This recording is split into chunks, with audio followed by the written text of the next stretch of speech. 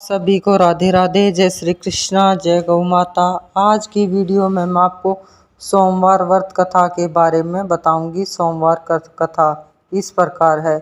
किसी नगर में एक धनी व्यापारी रहता था। दूर दूर तक उसका व्यापार फैला हुआ था। नगर के सभी लोग उस व्यापारी का सम्मान करते थे। इतना सब कुछ संपन्न होने के बाद भी वह व्यापारी बहुत दुखी था, क्योंकि उसका कोई पुत्र नहीं था, जिस कारण अपने मृत्यु के पश्चात व्यापार के उत्तराधिकारी की चिंता उसे हमेशा सताती रहती थी। पुत्र प्राप्ति की इच्छा से व्यापारी प्रत्येक सोमवार भगवान शिव की पूजा किया करता था और शाम के समय शिव मंदिर में जाकर शिव जी के सामने घी का दीपक जलाया करता था। उसके भक्ति देखकर माँ पार्वती प्रसन्न हो गई और भगवान शिव से उस व्यापारी की मनोकामना पूर्ण करने का निवेदन किया। भगवान शिव बोले, इस संसार में सबको उसके कर्म के अनुसार फल की प्राप्ति होती है। जो प्राणी जैसा कर्म करते हैं उन्हें वैसा ही फल प्राप्त होता है। शिवजी द्वारा समझाने के बावजूद माँ पार्वती नहीं मानी और उस व्यापारी की मनोकामना पूर्ति हेतु वे शिवजी से बार बार अनुरोध करती रही। अंततः माता के आग्रह को देखकर भगवान भोलेनाथ को उस व्यापारी को पुत्र प्राप्ति का वरदान देना पड़ा।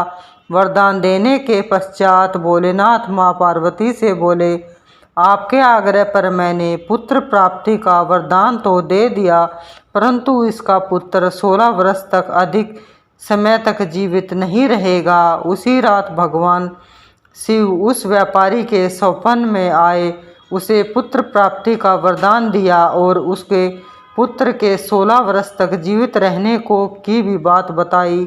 भगवान ने वरदान से व्यापारी को खुशी तो हुई, लेकिन पुत्र की अल्पायु की चिंता ने उसे खुशी को नष्ट कर दिया। व्यापारी पहले की तरह सोमवार के दिन शिव का विधिवत व्रत करता रहा।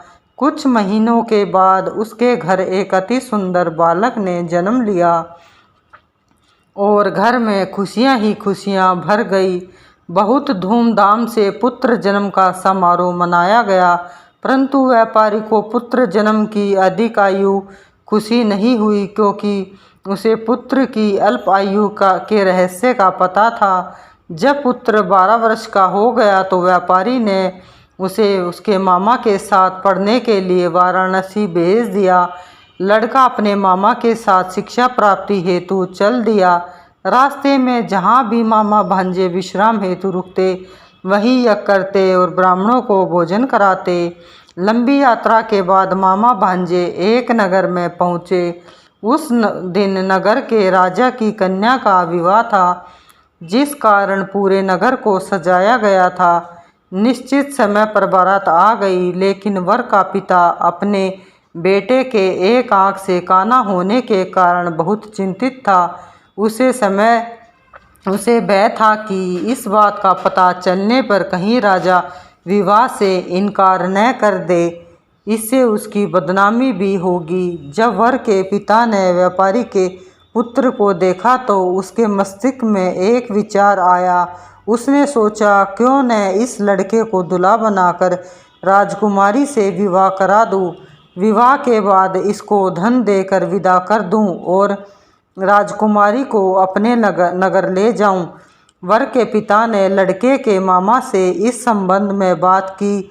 मामा ने धन मिलने के लालच में वर के पिता की बात स्वीकार कर ली। लड़के को दूल्हा का वस्त्र पहनाकर राजकुमारी से विवाह करा दिया गया। राजा ने बहुत सारा धन देकर राजकुमारी को विदा कर दिया। शादी के बाद लड़का जब राजकुमारी से साथ लौट रहा था तो वह सच नहीं छिपा सकी और राजकुमारी की ओढ़नी पर लिख दिया, राजकुमारी तुम्हारा विवाह मेरे साथ हुआ था। मैं तो वाराणसी पढ़ने के लिए जा रहा हूँ और अब तुम्हें जिस नवयुवक की पत्नी बनना पड़ेगा वह काना है। जब राजकुमारी ने अपनी ओढ़नी पर लिखा हुआ पढ़ा तो उसने काने लड़के के साथ जाने से इनकार कर दिया। राजा को जब ये बात पता लगी तो उसने राजकुमारी को महल में ही रख लिया। उधर लड़का अपने मामा के साथ वाराणसी पहुंच गया और गुरुकुल में पढ़ना शुरू कर दिया। जब उसकी आयु 16 वर्ष की हुई तो उसने यज्ञ किया। यज्ञ की समाप्ति पर ब्राह्मणों को भोजन कराया और खूब अन्न वस्त्र दान किए। रात को वह अपने शयन कक्ष में सो गया। शिव के वरदान के अनुसार शयनावस्था में ही उसके प्राण पखेरु उड़ गए। सूर्योदय पर मामा मृत भांजे को देखकर रोने पीटने लगा। आसपास के सब लोग इकट्ठे हो गए और दुख प्रकट करने लगे। लड़के के मामा के रोने के विलाप करने के स्वर समीप से गुजरते हुए भगवान शिव और माता पार्वती ने भी सुने। माता पार्वती ने भगवान से कहा, हे प्राणनाथ, मुझे इसके रोने के स्वर सहन नहीं हो रहे। आप इस व्यक्ति के कष्ट को अवश्य दूर करें। भगवान शिव ने माता पार्वती के साथ अदृश्य रूप में समीप जाकर देखा तो भोलेनाथ माता पार्वती से बोले, यह तो उसी व्यापारी का पुत्र है जिसे मैंने 16 वर्ष की आयु का वरदान दिया था। इसकी आयु पूरी हो गई है। माता पार्वती ने फिर भगवान शिव से निवेदन कर उस बालक को जीवन देने का आग्रह किया। माता पार्वती के आग्रह पर भगवान शिव ने उस लड़के को जीवित होने का वरदान दिया। कुछ ही पल में वह जीवित होकर उठ गया। शिक्षा समाप्त करके लड़का मामा के साथ अपने नगर की ओर चल दिया। दोनों चलते हुए उसी नगर में पहुँचे जहाँ उसका विवाह हुआ था। उस नगर में भी यज्ञ का आयोजन किया। समीप से गुजरते हुए नगर के राजा ने यज्ञ का आयोजन देखा और उसने तुरंत ही लड़के और उसके मामा भांजे को पहचान लिया। यज्ञ के समाप्त होने पर राजा मामा और लड़के को महल में ले गया। कुछ दिन उन्हें महल में रखकर बहुत सा धन वस्त्र आदि देखकर राजकुमारी के साथ विदा कर दिया। इधर भूखे प्यासे रहकर व्यापारी और उसकी पत्नी बेटे की प्रतीक्षा कर रहे थे। उन्होंने प्रतिज्ञा कर रखी थी कि यदि उन्हें अपने बेटे की मृत्यु का समाचार मिला तो दोनों अपने प्राण त्याग देंगे। परंतु जैसे ही उसने बेटे के जीवित वापस लौटने का समाचार सुना तो वह बहुत प्रसन्न हुआ। वह अपनी पत्नी और मित्रों के साथ नगर के द्वार पर पहुंचा। अपने बेटे के विवाह का समाचार सुनकर पुत्र वधू राजकुमारी को देखकर उसकी खुशी का ठिकाना न रहा।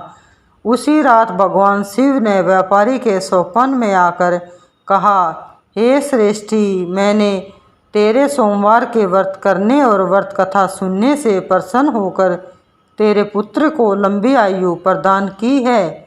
पुत्र की लंबी आयु जानकर व्यापारी बहुत प्रसन्न हुआ। शिव भगत होने तथा सोमवार का व्रत करने से व्यापारी की सभी मनोकामनाएं पूर्ण हुई। इसी प्रकार जो भगत सोमवार का विधिवत व्रत करते हैं और व्रत कथा सुनते हैं उनकी सभी इच्छाएं पूर्ण होती हैं। बोलो जय भोलेनाथ की जय हो, पार्वती माता की जय हो, गणेश जी महाराज की जय हो।